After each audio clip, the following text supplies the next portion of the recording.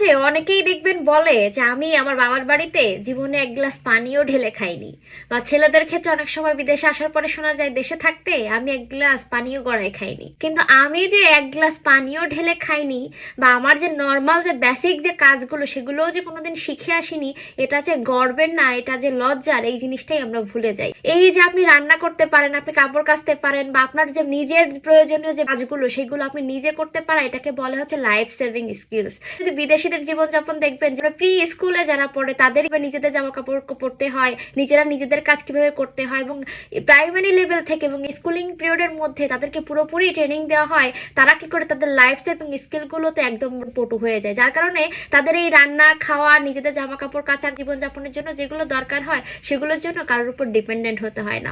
আমরা অ্যাকচুয়ালি পশ্চিমারা live in relation করে, পশ্চিমারা ছোট কাপড় পরে, এগুলোকে পিক করি। পশ্চিমারা যে সেলফ ডিপেন্ডেন্ট, একজন একজনের ঘাড়ে বসে খায় না বা নিজেদের কাজগুলো করতে পারে, এরা একজন একজনের কানে কান ভারী করে না, একজন একজনের পেছনে সমালোচনা করে না, এই ব্যাপারগুলো আসলে পিক করি না। অনেক হাইলাইট করে বলি যে আমি আসলে এটা কোনোদিনই করে আসিনি, বা আমি এটা পারি না।